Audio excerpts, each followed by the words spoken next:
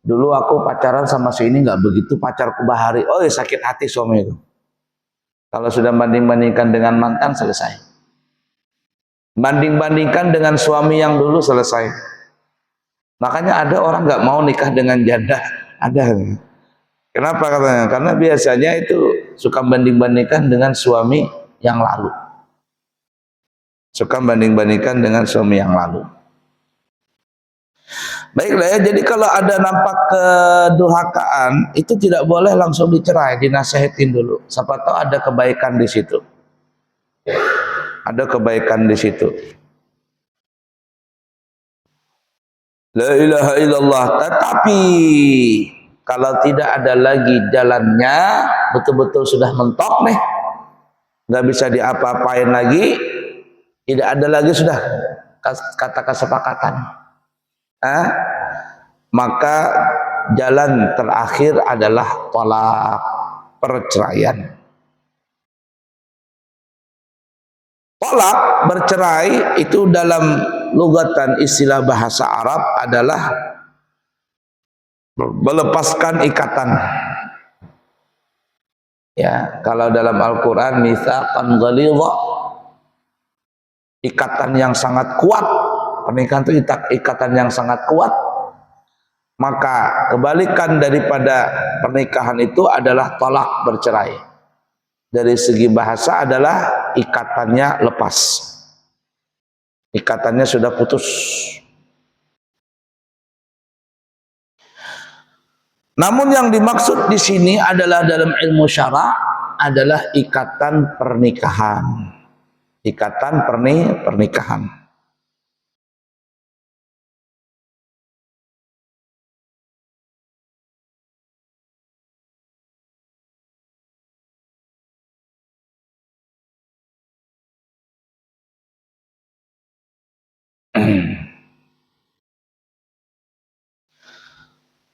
Nah ya, jadi ikatan pernikahannya sudah putus. Kalau sudah putus, yaitu yang istilah kita namanya mantan suami, mantan istri. Mantan suami, mantan istri. Baik, kita bahas pelan-pelan ya. Dan usahakan jangan sampai ini terjadi, perceraian ini. Karena ahabbul halali indallahi abghadul halali ya. Indallahi at-talaq. Ada perbuatan yang halal tapi Allah benci sekali. Perbuatan yang halal tapi Allah benci sekali itu adalah perceraian. Paling Allah benci itu. Walaupun halal tapi Allah benci. Ya. Dan juga perceraian ini juga Nabi juga membencinya. Kenapa? Karena kalau sudah bercerai itu ibarat kata, apalagi masih produktif dua-duanya, berarti kedua suami istri ini tidak lagi bisa mempunyai keturunan. Padahal Nabi berbangga-bangga di akhirat nanti dengan banyaknya umat. Semakin banyaknya umatnya Nabi, semakin senang Nabi, semakin bangga Nabi. Dan salah satu memperbanyak umat tadi adalah mempererat pernikahan itu dengan memperbanyak keturunan. Nah, jadi usahakan jangan bercerai. Wah, kemudian juga cerai ini dibenci sama Allah, walaupun halal tapi dibenci. Tapi kebalikannya syaitan. Kalau syaitan adalah dia paling suka dengan adanya orang bercerai. Kalau ada orang bercerai, itu syaitan paling suka sekali. Sedikit banyak syaitan itu masuk di situ. Dalam perceraian itu sedikit banyak syaitan masuk di situ. Karena syaitan telah membumbui pandangan pikiran istri, begitu juga pandangan pikiran suami untuk melihat pasangannya masing-masing dari segi kekurangannya saja. Suami ini kalau sedang ngelihat istri itu kurang terus, selesai dah, itu dasim masuk. Jin, setan dasim yang masuk. Begitu juga istri kalau sudah melihat suaminya itu kurang, yang dilihat cuma kurangnya aja, selesai. Dasim yang masuk, dan apabila itu tidak dilawan, maka ujung-ujungnya timbul perceraian tadi.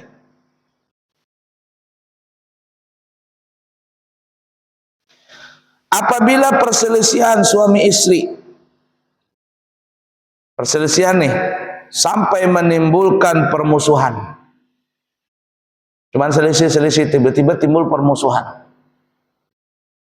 Kemudian apa lagi? Menanam bibit kebencian, sudah permusuhan, timbul lagi bibit kebencian di antara keduanya. Ditambah lagi antara dua kerabat, dua keluarga berkelahi gara-gara masalah ini. Sedangkan tidak ada jalan yang lain, tidak ada ikhtiar untuk berdamai, dan tidak bisa disambung lagi, maka jalan yang terakhir adalah at-talaq, perceraian. Itulah jalan satu-satunya menjadi pemisah antara mereka kedua, antara mereka berdua.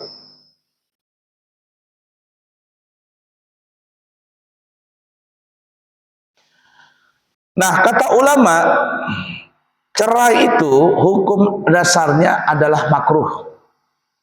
Bercerai ini ya, hukum dasarnya makruh. Bukan mubah tapi makruh. Ini ulama banyak mengatakan. Kenapa? Karena diriwayatkan Abu Daud, Imam Ibnu Majah yang kita sebutkan tadi hadisnya bersumber daripada Abdullah bin Umar, Nabi kita Muhammad sallallahu alaihi wasallam bersabda, "Abghadul halali ilallahi at-talaq." Sesuatu yang dibenci oleh Allah tetapi itu halal adalah perceraian. Oleh karenanya para ulama mengatakan bercerai ini hukum dasarnya adalah makruh. Makruh. Tapi nanti kita sebutkan hukum-hukumnya ya. Hukum-hukumnya bercerai itu ada beberapa permasalahan, cuman hukum dasarnya kata ulama adalah makruh. Hukum dasarnya makruh bercerai tadi. Nah, jadi usahakan kalau bisa bagaimanapun keadaannya jangan sampai bercerai. Kecuali kalau seandainya itu memang betul-betul bertentangan dengan syariat. Bagaimana bertentangan dengan syariat? Umpama sang istri ini sudah berselingkuh. Perempuan itu kalau sudah berselingkuh selesai sudah. Itu hancur sama sekali. Ya, itu tidak bisa lagi dimaafkan. Nah, itu kalau sudah ada perselingkuhan, itu paling berat dosa di rumah tangga itu adalah berselingkuh. Tapi kalau dia cuma masih kata-katanya ini itu yang kasar, ngomel-ngomel, itu insya Allah masih dibaikin aja, masih bisa. Tapi kalau selingkuh itu sudah nggak ada obatnya, nggak ada obatnya sama sekali.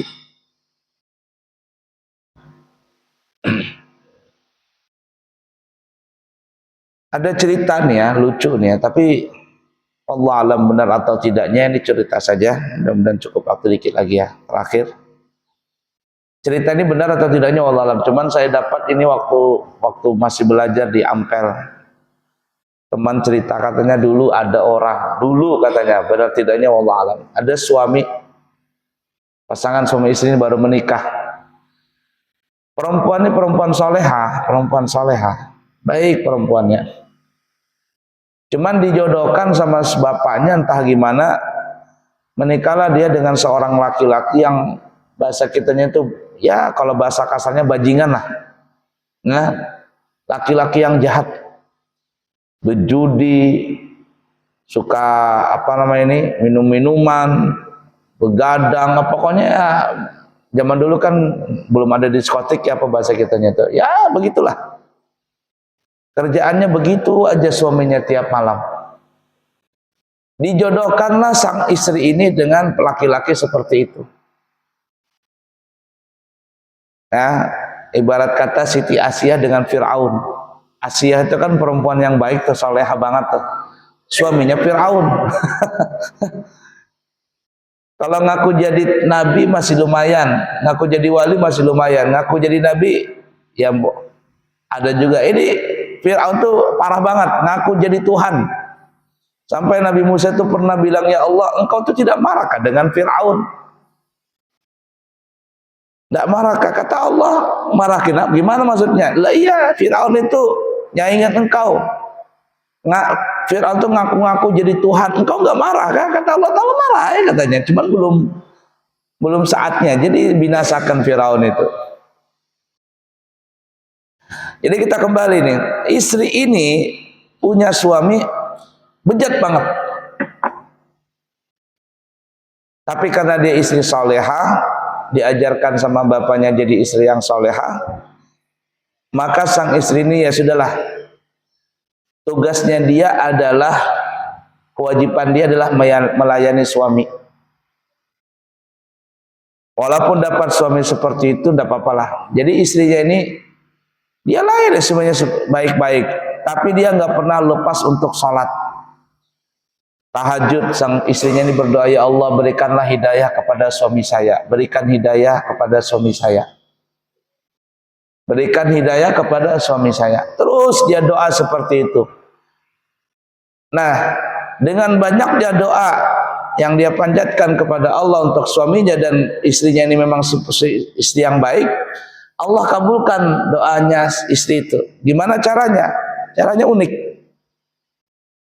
Suatu ketika sang suami ini di malam Jumat, dia itu mabok-mabokan, judi dan sebagainya begitu ya, di zaman dulu nih ya, di warung atau apa namanya zaman dulu tuh. Kalau zaman sekarang diskotik lah. Nah, kemudian mabok berat. Tidak pulang dia. Sampai di pagi hari baru sadar mau pulang, tapi sudah kesiangan. Dan istrinya nggak pernah marah. Kalau suaminya datang sebelumnya ini mau tengah malam mau apa, dibukakan rumahnya, dilayani suaminya dengan baik, dikasih makan minum. Walaupun suaminya itu bejat, tapi suaminya nggak pernah juga mukul sama istrinya. Cuman sifat lakinya memang seperti itu sudah sebelum menikah.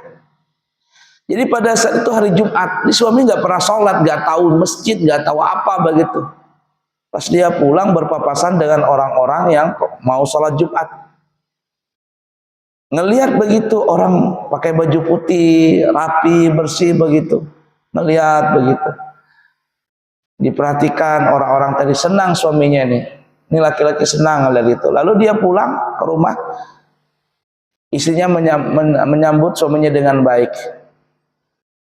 Lalu sang suaminya bilang, "Dek," katanya, "aku tadi ngelihat orang pergi ke masjid tuh ngapain?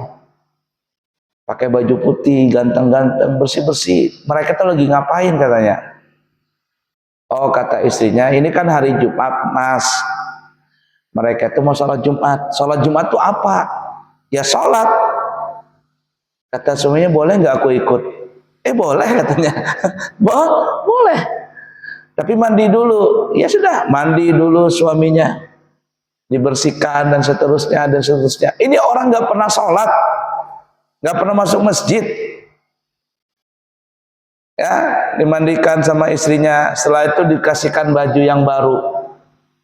Berangkat dia ke masjid, ngelihat orang sholat. Dia nggak pernah sholat, jadi orang ruku, orang sujud, dia bingung. Apa ini, ngapain ini orang? Kayak orang mu'alaf saja gitu. Nah. Jadi dia ngelihat begitu. Selesai salat Jumat, ringkas kata, selesai Jumat hari itu dia pulang. Dia cerita sama istrinya. Katanya, "Aku senang tadi di masjid itu," katanya. Ngelihat orang ini itu bla bla bla. "Oh iya. Kata suaminya, "Begini deh," katanya. "Saya tadi ngelihat itu ada orang di depan. Dia itu pakai baju putih panjang. Itu apa namanya?" Kata istrinya, "Oh itu gamis," katanya. Gamis. "Oh iya kah?" Terus dia pakai baju lapis, belahan dari atas ke bawah panjang. Itu apa namanya? "Oh itu namanya jubah." Gamis sama jubah. Kata suaminya, "Boleh nggak saya dibelikan seperti itu?" "Oh ya boleh. Nanti Jumat depan nanti tak belikan," katanya. Terus kata suaminya, "Saya lihat waktu ada orang itu juga pakai ini tutup kepala, kemudian kepalanya itu diikat pakai kain putih. Itu apa namanya?" Oh itu bolang, bahasa Arabnya imamah kayak begini nih. Oh imam bolang, iya. Boleh nggak saya pakai begitu juga? Oh boleh boleh. Nanti Jumat depan tak belikan. Terus yang ada kain di badannya dia tuh di pundaknya itu apa namanya? Oh itu selendang, shawl. Boleh nggak saya pakai itu juga? Boleh kata istrinya boleh. Terus orang itu dia ngetek kayak biji kelereng. Apa itu? Oh itu tasbih namanya. Tasbih, iya. Boleh nggak saya diberikan begitu? Boleh boleh. Boleh nggak saya pakai seperti itu? Boleh boleh boleh. Jumat depan nanti tak belikan semuanya. Ringkas kata, Jumat depan datang. Suaminya ini dipakaikan sama istrinya, masya Allah kayak kiai sudah. Pakai jubah, semuanya kayak model kiai sudah waktu itu. Gara-gara pakai seperti itu, ya agak lambat datangnya. Agak lambat. Jadi dalam 1 minggu itu dia belajar dengan istrinya pelan-pelan. Dan lagi dia mabok-mabokan. Ini terjawab sudah doa istrinya pelan-pelan. Ringkas kata, waktu itu sang suami ini terlambat datang. Terlambat datang. Dia duduk di belakang situ. Orang sudah penuh duduk di belakang. Jumat sebentar lagi akan masuk. Kurang lebih 5 menit. Cuman waktu itu khotibnya nggak datang. Khotibnya nggak datang. Ini teman saya cerita nih, lucu dia nih ya. Jadi kata kaumnya, Pak Ketua, ada apa? Ini khotib nggak datang hari ini, katanya tadi baru ngasih kabar. La ilaha illallah. Siapa yang jadi khotib ini? Ah, saya nggak ada bisa jadi khotib. Kata Pak Ketua masjid, coba Pak lihat di belakang, siapa tahu ada orang yang bisa. Lihat-lihat si kaum tadi di belakang, wih ada kiai baru. Ini orang belum pernah ngelihat nih. Jadi laporan nih. Kaum masjid Pak Ketua itu kayaknya ada kiai baru di belakang tuh. Kita suruh aja jadi khotib gimana? Ah ya sudah, panggil. Karena dia duduk di belakang, itu udah dipanggil. Pak Kiai, kata si kaum ini, hari ini khotibnya tidak datang. Kalau Pak Kiai sudi, bolehkah Pak Kiai bisa jadi khotib hari ini? Dia nggak ngerti apa-apa. Iya. Iya aja pokoknya. Majulah si orang ini ke depan. Orang-orang itu yang jamaah itu pada minggir semua. Kiai baru masuk. Ringkas kata, adzan pertama dan seterusnya, sampailah disuruh jadi khatib. Jadi kaum masjid ini bilang, Pak Kiai naik ke mimbar untuk menyampaikan khutbah. Ini orang karena nggak ngerti apa-apa, iya aja, naik dia ke atas mimbar. Tapi menghadap bukan ke jamaah, menghadap ke sana dia, menghadap ke kiblat. Kata orang, Pak Kiai balik badan. Oh iya, balik badan dia.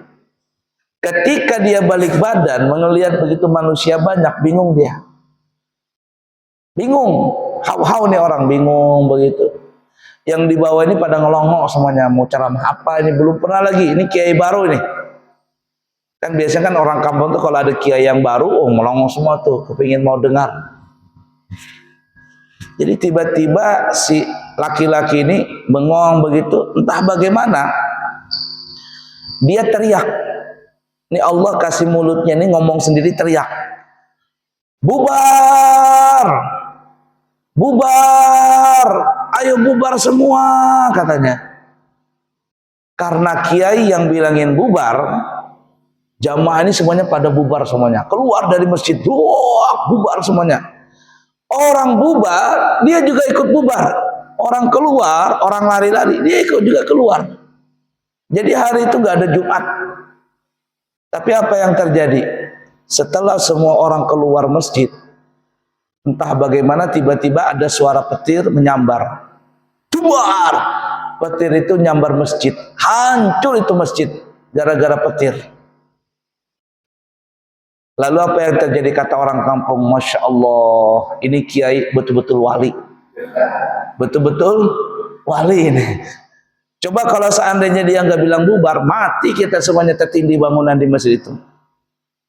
Orang semuanya pada cium tangan, bla bla bla, begitu semuanya. Dan ternyata apa yang terjadi?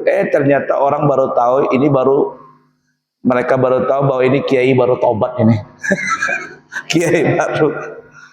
Tapi ala kulli hal, setelah kejadian itu dia berubah dan ternyata menjadi orang yang betul-betul saleh. Betul-betul saleh suaminya. Nah, jadi istri yang soleh itu bisa merubah watak suami yang jahat tadi itu ya. Watak suami yang jahat. Ya ala kulli hal.